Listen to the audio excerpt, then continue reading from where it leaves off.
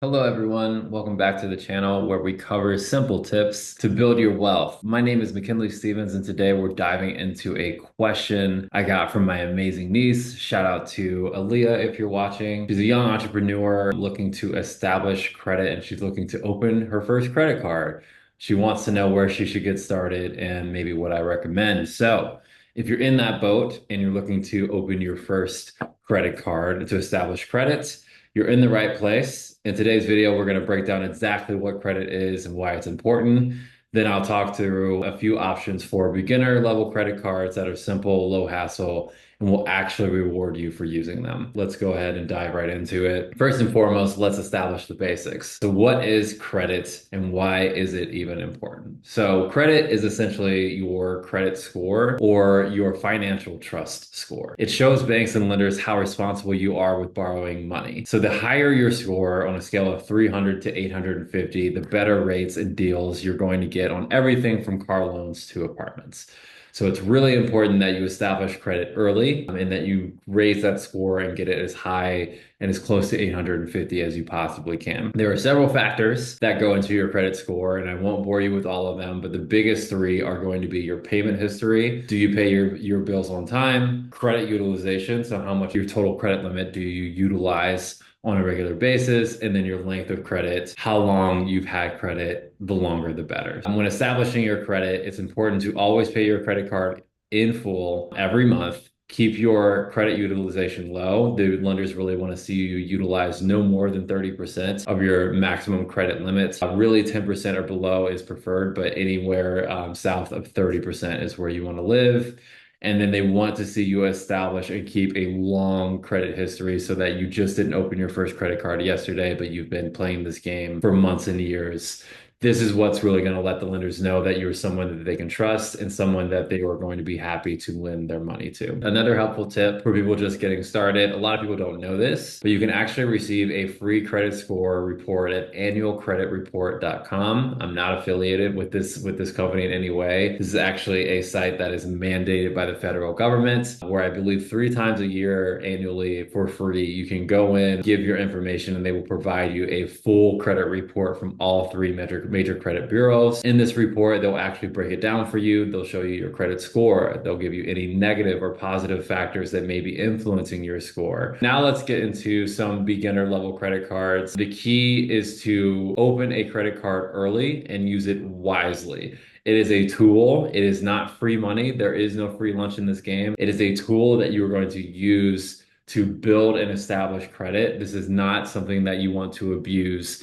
It can very much be counterproductive if you spend more money or max your credit card every month and do not pay it off in full. Lenders are going to see that as a negative on your report, and that is going to work against you. So you want to make sure that you're opening this with the intent of using it as a tool to establish your credit, let lenders know that you are a good person to lend money to so that you can start to get that credit score higher and higher every month. So I'm going to show you 2 great credit cards for beginners that are straightforward, low cost, and really don't play a lot of games. They are going to be simple and help you establish your credit as you're just getting started in your credit journey. The first card is from Discover. It is their Discover It secured card. I like this card because not only does it help build credit, but it will actually reward you as you spend as well. So you will get 2% cash back at gas stations and restaurants up to $1,000 per quarter, and then 1% cash back on all other purchases. This card is great because it has no annual fee and a very moderate interest rate at 28% variable rate. The max credit limit on this card is going to be $2,500. The awesome thing about a secured card like Discover is that after 7 months, 6 or 7 months, you talk to your bank. They will review your account with you and they may decide to upgrade your card to an unsecured card, meaning you would get your cash deposit back. Usually they'll provide you a higher credit limit, which again will help you stay below 30% of your max credit limit. And really, this is a big moment that you should celebrate. Think a bit about this as you are graduating from your secured card, you're getting more trust from the bank and they're handing you an unsecured card without a deposit behind it and hopefully a higher credit limit as well. The second card I'm going to recommend is from Capital One. It is their Quicksilver One card. This is actually the secured credit card that I opened straight out of college when I was first beginning my credit journey. It's a great card if you were like me, you want to build credit, but you don't want to play the points game. Am I getting more money on travel? Am I getting more money on gas? I just want a flat reward schedule. So I opened this card. I got a 1.5% cash back on everything, and it was very easy for me to follow, and I found it to be very rewarding. So again, 1.5% unlimited cash back on every purchase. So not just some categories, but everything that you spend money on. It does come with a $39 annual fee and a higher interest rate. But again, I'm a fan of simplicity, and I think this card really delivers on that promise.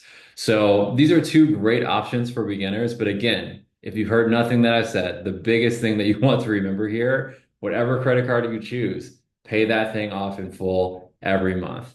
Not paying it off in full will mean higher interest rate payments and potentially a negative impact on your credit, which is counterproductive. If you would like more details on why paying off your credit card is so important every month, let me know in the comments and maybe I'll put together a whole nother video. But it is super important in this journey and something that you definitely want to make sure that you understand before opening that first credit card. So that's a wrap. Hopefully this gives you a great starting point for building your credit with a secured credit card. If you found this helpful, please share this. Hit the like button, subscribe, drop comments below. That helps other people like you find videos like this one. And I'd love to hear from you. Let me know in the comments if you are thinking about applying for a card, if you found any of this information useful, or if you've already opened your first credit card, which one did you choose and why? Thank you so much for your time. Until next time, stay wealthy, my friends.